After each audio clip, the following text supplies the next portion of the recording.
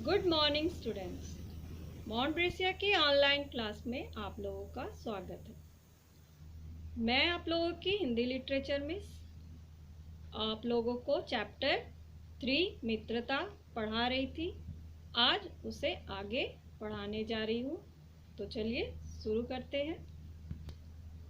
तो कल मैंने आप लोगों को फर्स्ट पेज जो है वो पढ़ा दिया था। आज यहाँ लास्ट लाइन जो है वहाँ से स्टार्ट करती हूँ। ये लाइन क्या है? यदि विवेक से काम लिया जाए तो यह भय नहीं रहता पर युवा पुरुष प्रायः विवेक से कम काम लेते हैं। कैसे आश्चर्य की बात है कि लोग एक घोड़ा लेते हैं तो उसके 100 गुण दोष को परख कर लेते हैं, पर किसी को मित्र बनाने में उसके पूर्व आचरण और स्वभाव आदि का कुछ भी विचार और अनुसंधान नहीं करते। वे उसमें सब बातें अच्छी ही अच्छी मानकर अपना पूरा विश्वास जमा देते हैं। हंसमुख चेहरा, बातचीत का ढंग, थोड़ी चतुराई या साहस, ये ही 2-4 बात किसी में देखकर लोग चटपट उसे अपना बना लेते हैं। हम लोग यह नहीं सोचते कि मैत्री का उद्देश्य क्या है, क्या जीवन के व्यवहार में उसका कुछ मूल्य भी है।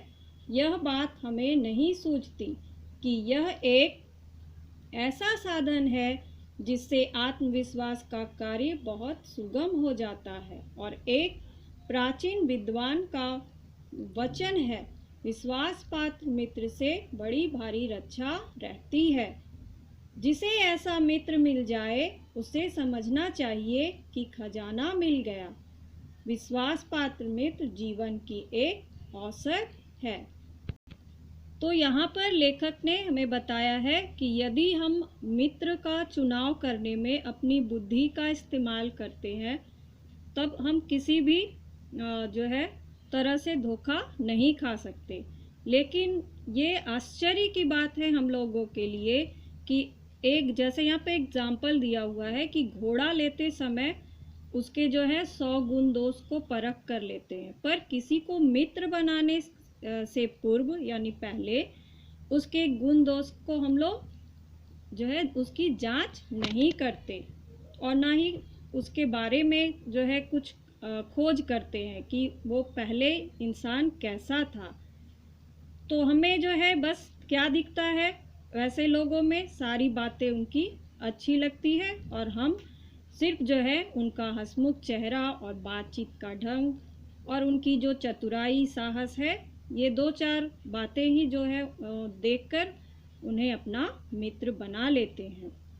हम लोग जो है ये नहीं सोचते कि जो मित्रता करने का हमारा उद्देश्य क्या है, क्या जीवन में हमें जो है उससे कुछ जो है मिलने वाला है, क्या मूल्य है उसका। ये सारी बातें हमें नहीं मालूम पड़ती। साथ ही है यहाँ पर बताया गया है कि इसके लिए क्या जरूरी है, हमारी आत्म शिक्षा, यानी कि हमें स्वयं जो है जानकारी होनी चाहिए कि हमें मित्रों का चुनाव कैसे और किस तरह से करना है, या जीवन में आगे उन मित्रों के साथ अगर हमारा जो है जीवन आगे बढ़ता है तो उसमें वो हमारा कितना फ़ायदा कर सकता है, कितना नुकसान कर सकता है। इन सब बातों की परख जो है वो हमारे अंदर ही होनी चाहिए। और एक प्राचीन विद्वान का वचन भी है कि विश्वास पात्र मित्र, यानी जिस पर आप विश्वास कर सके उससे हमारा जीवन जो है वो सफल होता है, बड़ी भारी रक्षा रहती है, यानी कि हम जो है आराम से उसके साथ मित्रता निभा सकते हैं। और साथ ही यह भी बताया गया है कि विश्वास पात्र मित्र जो है वो जीवन की एक औसत है। यहाँ पर मैंने यहाँ पे पंक्तियाँ जो अंडरलाइन की है उसको आप लोग भी अंडरलाइन कर लेंगे। नेक्स्ट पैरा चलिए पढ़ते हैं। हमें अपने मित्रों से यह आशा रखनी चाहिए कि वे उत्तम संकल्पों से हमें दृढ़ करेंगे, दोषों और त्रुटियों से हमें बचाएंगे, हमारे सत्य, पवित्रता और मर्यादा के प्रेम को पुष्ट करेंगे। जब हम कुमार्ग पर पैर रखेंगे तब वे हमें सचेत करेंगे। जब हम हतोत्साहित होंगे तब हमें उत्साहित करेंगे। सारांश यह है कि हमें उत्तमता पूर्वक जीवन निर्वाह करने में हर तरह से सहायता देंगे। सच्ची मित्रता में उत्तम वैद्य की सी निपुणता और परख होती है। अच्छी से अच्छी माता का सा धैर्य और कोमलता होती है। ऐसी ही मित्रता करने का प्रयत्न प्रत्येक व्यक्ति को करना चाहिए। तो इन पंक्तियों से लेखक ने हमें यह बताने की कोशिश की है कि मित्र को कैसा होना चाहिए।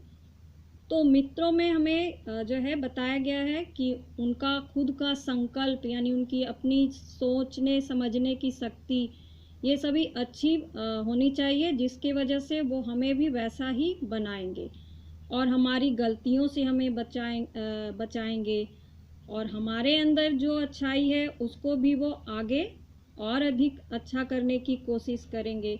और जब कभी भी हम गलत रास्ते पर जाएंगे तो वो हमें अवश्य उस राह पर जाने से रोकेंगे। जीवन में कभी अगर हम हतोत्साहित यानी निराश कभी होते हैं तो वो हमारा उत्साह बढ़ाएंगे। कहने का मतलब ये है कि अच्छा जीवन जीने में ये हर तरह से मित्र हमारी सहायता कर सकते हैं, क्योंकि सच्ची मित्रता में क्या होता है, उत्तम वैद्य यानी जो वैद्य हकीम होते हैं, डॉक्टर वगैरह, ऐसी निपुणता और परख होती है और अच्छी से अच्छी माता का सा धैर्य और कोमलता भी होती है। ऐसा ही मित्र बनाने का हम लोगों को प्रयास करना चाहिए। तो आज यहीं तक रहने देते हैं, उसके आगे कल मैं पढ़ाऊंगी, तो आप लोग यहाँ तक अच्छी तरह से फिर से रीड कर लीजिएगा। Thank you.